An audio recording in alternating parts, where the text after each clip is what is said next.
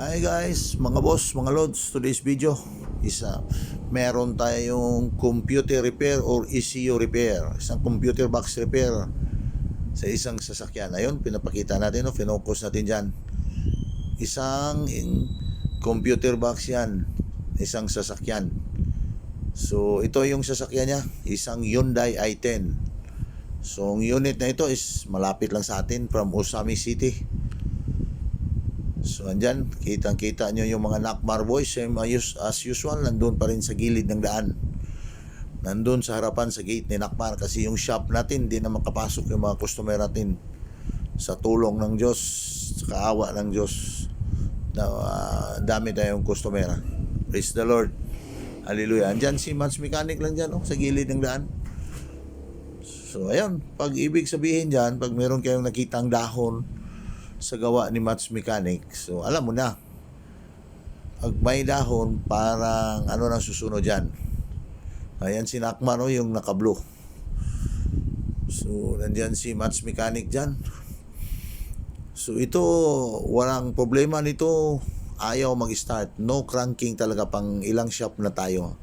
So nag-try sila sa atin, parang pang-5 yata yun, hindi ko nakalimutan kasi kinausap natin yung customer dyan kung ano ang history sa kanyang sasakyan. So ayun, temporary, tapos nang nirepair nila, temporary nilang kinabit yung ECU dyan. Try paandar rin, paandar pa.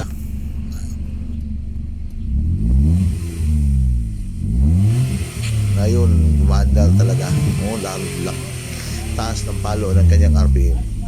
So parang another problem solved. Goods na goods yung trabaho natin, pero maninigurado tayo.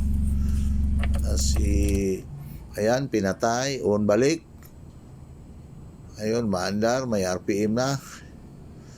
Para sigurado, ayun, pinapalo-palo na yung RPM dyan. So talagang goods na goods yung gawa ni Mats Mechanic dyan pag-repair sa computer box ng isang sasakyan. So another problem solved with the Nakmar boys headed by Mats Mechanic. So ayun, kasi okay na, para sigurado tayo dyan, kasi computer box yung nirepair natin. Road test tayo dyan. So road test na sila Mats Mechanic dyan. Baka ano pa sabihin sa may-ari, baka biglang mamatay yung engine dyan kasi baka may grounded pa sa ECU na nirepair niya. So talagang ni-road test nila sa malayo para sure ball yung trabaho natin, para hindi yan pabalik-balik yung customer mag-complain sa atin. Mahirap na. So ayun, ang lakas pa ka ng kanilang takbo. So ito, tapos na silang nag-road test, nilagay na balik gilid sa daan, ready para tutubusin sa may-ari. So ayun na yung kahimtang niya, nilagay natin sa gilid ng daan, naghintay sa kanyang amo para tutubusin. So another pitaka na buslot, pero okay lang kasi mura lang yung singilan natin dito, hindi katulad sa ibang shop dyan. Kasi tayo, kasagingan tayo, hindi tayo kasa. Andyan lang tayo sa gilid ng daan. So ready for pick up sa may-ari. Hanggang dito lang. Maraming salamat. Hanggang sa susunod.